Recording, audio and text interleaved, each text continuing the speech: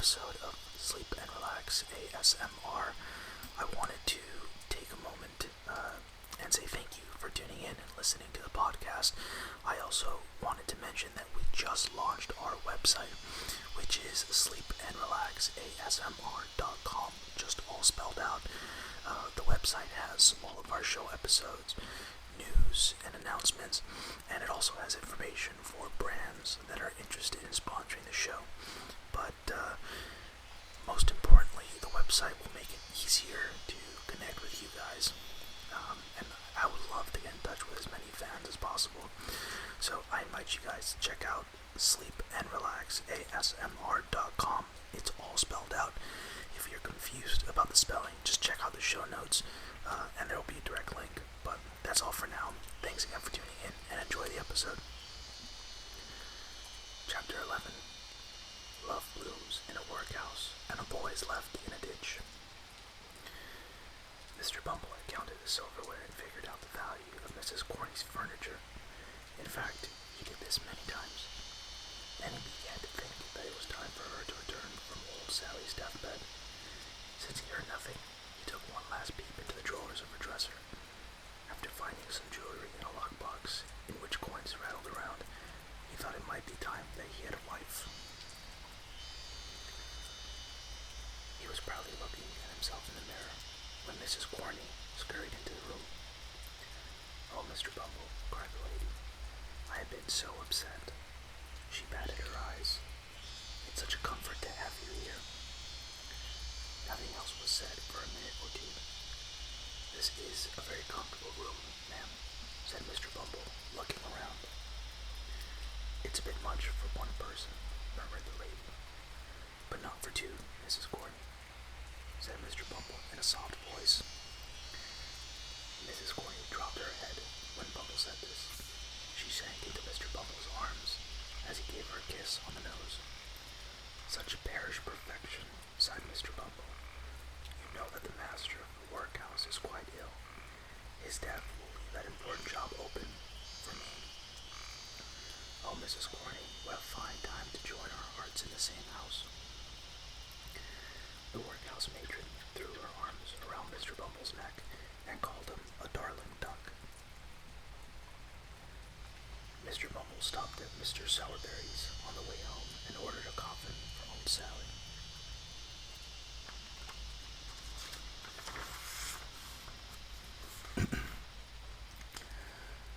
When Sykes and Crackit had decided to make a run for it after the failed robbery, they had dropped Oliver in a ditch. Some house servants with dogs had chased the robbers into the field, but soon gave up and returned to the house. Oliver awoke early in the morning. His head was dizzy, and he staggered back and forth. He spotted a house and stumbled toward it, only to see that this was the very house they had tried to rob. Nevertheless, he made his way to the front door.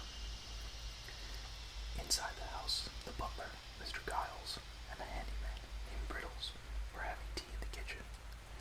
They had taken part in the chase the night before. Mr. Giles was telling some of the other servants the exciting story when a sound was heard on the front porch. The cook and housemaid screamed. "It was a knock," said Mr. Giles, trying to stay calm. "Open the door, somebody." Nobody moved. Mr. Giles ordered Brittles to open the door. There stood poor Oliver Twist, his arm bleeding. He looked up at them with sad, tired eyes. "The boy, he's one of the robbers."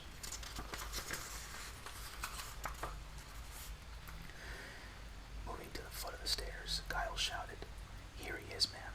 Here's one of the thieves. I shot him myself, and he's bleeding. Won't you come and take one look at him?" "Not now," replied a lady's voice from upstairs. "Poor fellow, treat him kindly, Giles, and see if you can find the doctor." Chapter 12. Fortune finally smiles on Oliver. The next morning, the two ladies of the house sat having a delicious breakfast. Mrs. Maylie, a proper older woman, sat across from her niece, Rose, a beautiful teenage girl with a cheerful, happy smile. At this moment, a carriage drove up to the garden. out jumped a stout gentleman. It was Dr. Losberne, a local doctor and good friend of the family. He was shocked to hear of the robbery, but Rose was more worried about the patient. "There's a poor wounded thief upstairs whom you must see," she told the doctor. "I understand that you did the shooting."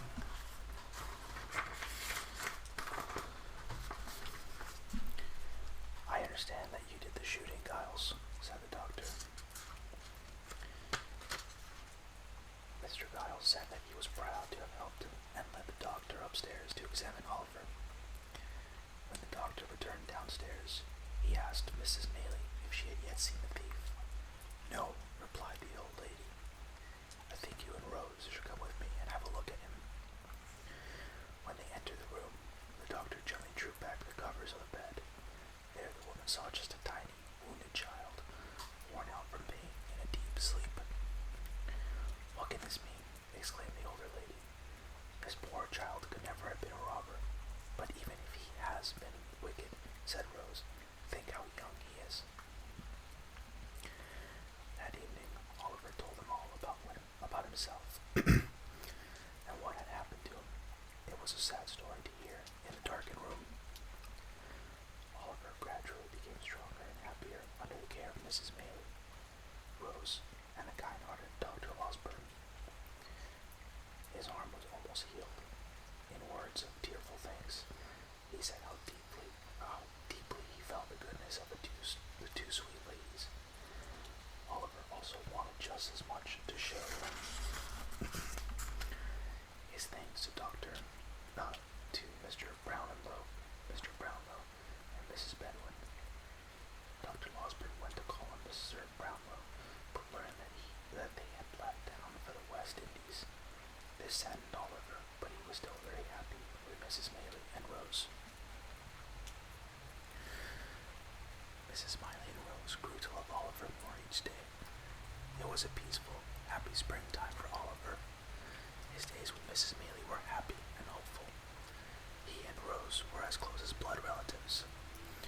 As spring turned to summer, Dr. Losberne taught Oliver to write and gave him good books to read. Oliver became strong and healthy, but not everyone was as lucky. One morning, Rose woke up with a high fever. As the illness grew worse, Mrs. Maylie wrote a letter to the doctor and asked Oliver to take it to a nearby inn and give it to someone who would deliver it. Oliver was glad to help. After giving a letter to a messenger at the inn, Oliver bumped into a tall man in a cloak and fell to the street. Oliver picked himself up and said he was sorry. The stranger, a young man, stared at him with large dark eyes. His ugly pale face grew paler, and he began shouting and cursing at the boy. Then the man's mouth began to twist up, and he suddenly fell to the ground in a fit. Oliver hurried home and told Mrs. Maylie of the awful man with the fit. But soon his thoughts and prayers turned to his sick friend Rose. Several days and many prayers later, Rose was out of danger and feeling better. Mrs. Maylie's son Harry came from a long way off. When he heard that Rose was sick, he told his mother how much he loved Rose and wanted to marry her. Mrs. Maylie told her son that she knew Rose loved him, but that she could never marry him. Mrs. Maylie did not know Rose's true background, as she had taken the girl in when she was small. She could never allow her son to marry a girl, even a girl she called her niece, who had no family background. One lazy summer day, about a week later, Oliver sat reading and fell into a light sleep. He thought he was in a dream and that he was in Fagin's house again. He seemed to see the old red-haired thief pointing at him and whispering to a tall, younger man. Suddenly, he awoke, trembling with fear. There at the window stood Fagin, and beside him was a scowling old man with a pale, twisted face, who had cursed at him at the inn. Oliver screamed for help. Oliver told Dr. Losberne what he saw and what the men looked like. When no clues of any kind could be found outside the was all just a dream. He tried to forget it and enjoy his happy life.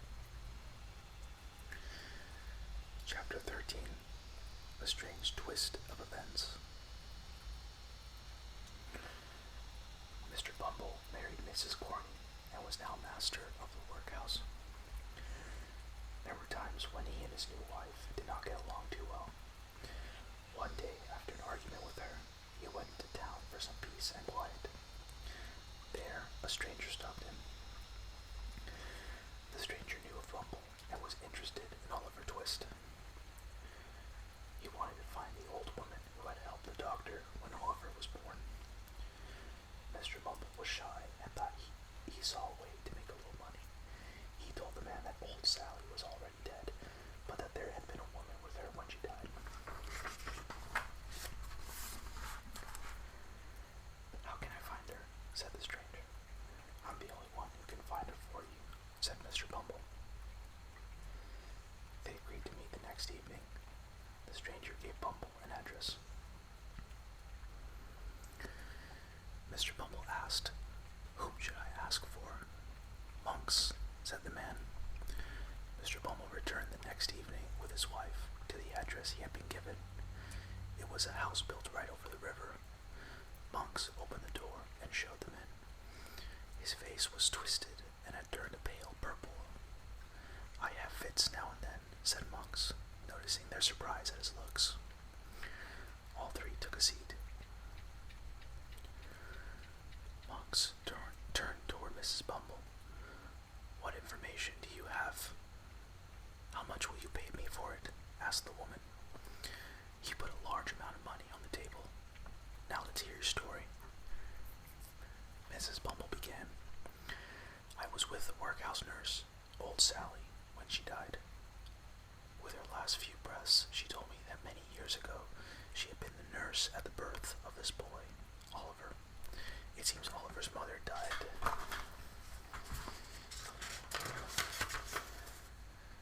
right after he was born.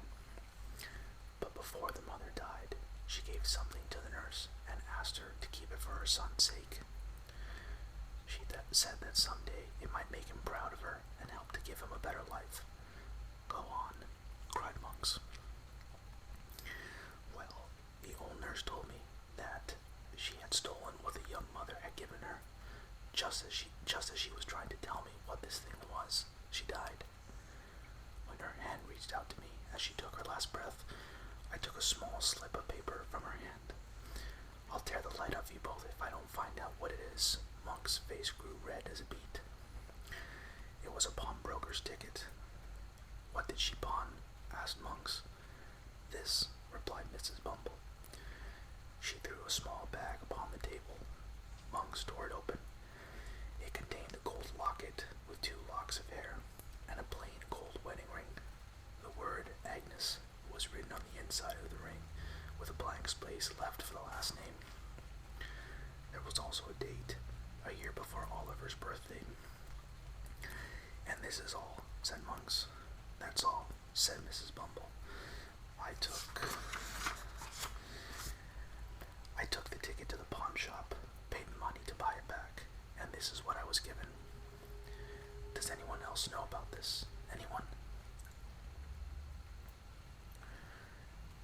"No, just the 3 of us. I was alone with the old nurse when she died." Suddenly, Monks jumped up and pushed the table away. He opened a trap door in the floor beside Mr. Bumble's foot. Violent river water rushed by beneath them. Monks tied the ring and locket in a handkerchief along with a heavy rock and tossed it into the swift dark water.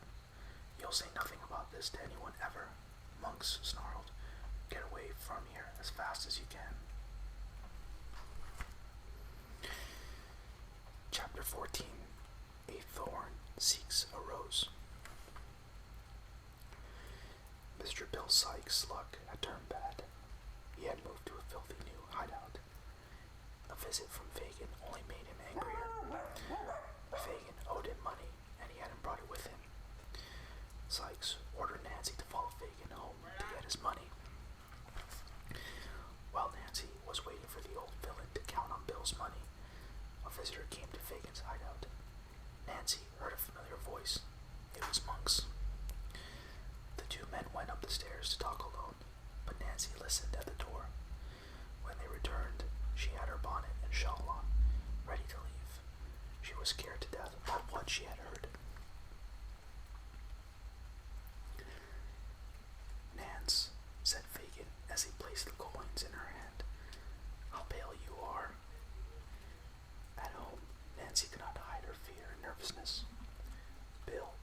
trust her and began to watch her closely.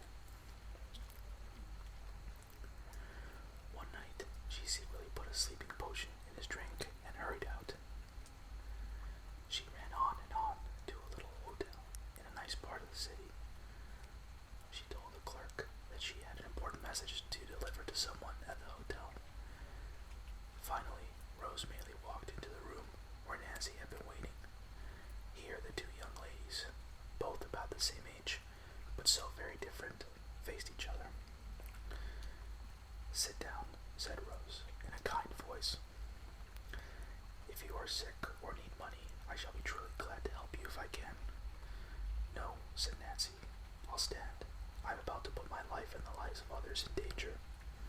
I am the girl that kidnapped Oliver Twist from Mr. Brownlow many months ago. I am the woman you have heard of that lives among thieves. Be thankful, dear lady, that you had someone to care for you in your childhood. Be thankful that you have never known cold and hunger. I have lived in the streets, and I will die in the streets." "I pity you," said Rose. "It pains my heart to hear you." "Heaven bless you for your goodness. I have run away from those who would murder me if they knew I was here. Do you know a man named Monks?" "No," Rose answered. "He knows you," replied Nancy, "and knew you were here at this hotel. He's been spying on your house and watching where you go. That's how I knew where to find you. Several months ago, Monks came to Fagin.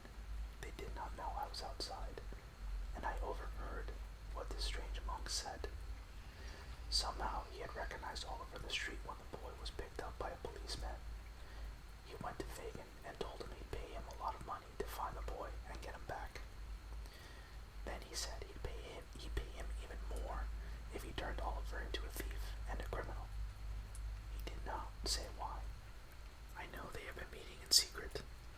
Last night, Monks came again while I was at Fagin's, and I heard every word.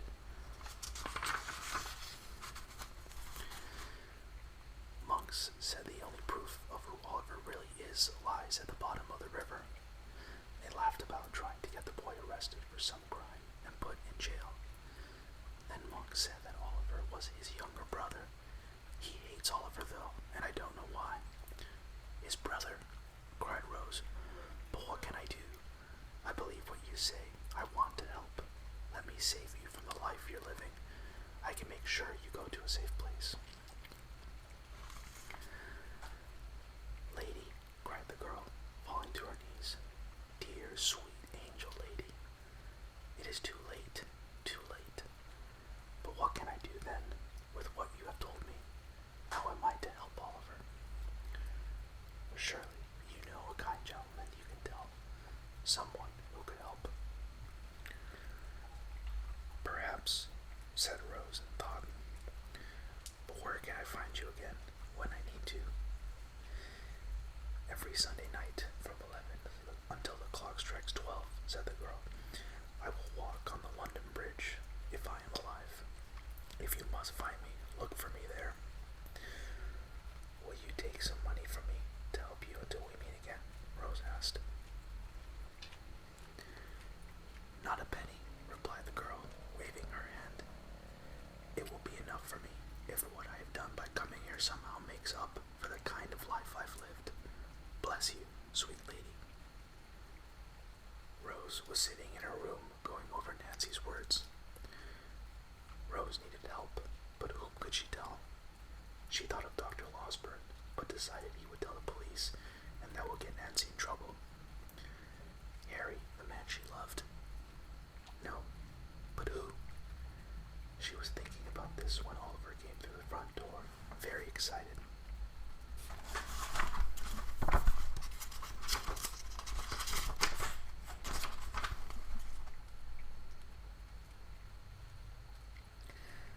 "I have seen the old gentleman, Mr. Brownlow," shouted Oliver. While he had been going out with Giles, Oliver had seen Mr. Brownlow get out of a coach and enter a house. Within 5 minutes, Oliver and Rose were on their way to that house. Rose told the servant who she was and asked to see Mr. Brownlow right away. The old gentleman was with Mr. Grimwig when he invited Rose to have a seat. "Sit," said Rose. "I'm here because you have shown great kindness to a very dear young friend of mine. You knew him as Oliver Twist." Mr. Grimwig let out a long, deep whistle. "If you know things about that child, please tell me," said Mr. Brownlow. "A bad one. I'll eat my head if he is not a bad child," growled Mr. Grimwig. "He is a good child with a warm heart," said Rose. She told Mr. Brownlow of all that had happened to Oliver since he had left his house. "But where is he?" said the old gentleman. "He is waiting outside," replied Rose. Mr. Brownlow flew out of the room and returned with Oliver's hand in his own. Ringing the servant bell, he said, "There is somebody else who should not be forgotten. Send Mrs. Bedwin here, if you please." The old lady was still digging in her purse for her glasses when Oliver jumped into her arms. So that's the end of chapter 14. Hope you guys enjoyed the episode. I'm going to definitely release chapters 15 and on in the near future. But thanks again, guys, for tuning in. If you have any questions, if you have any comments, you can reach me at sleepandrelaxasmr@gmail.com, and you can check out the website sleepandrelaxasmr.com. But that's all for now. Thanks again.